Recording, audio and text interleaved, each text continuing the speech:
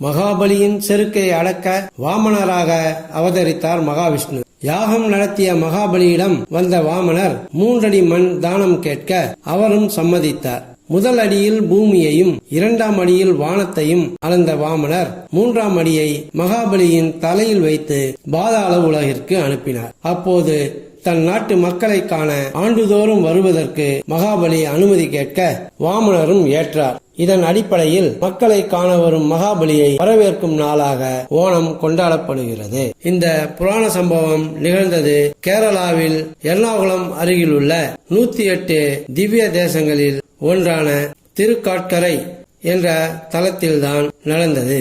இங்கு பெருமாள் காக்கரையப்பன் வாமனர் என்ற பெயரில் அருள் புரிகிறார். மகாபலி சக்கரவர்த்தி இந்திர பதவியை அடைவதற்காக யாகம் நடத்தினார். அவரிடம் தானம் பெறுவதற்காக வாமனராக குள்ள வடிவம் எடுத்து பூலோகம் வந்தார் மகாவிஷ்ணு. வாமனர் என்பதற்கு குள்ளமானவர் என்றும் அழகானவர் என்றும் பொருளுண்டு.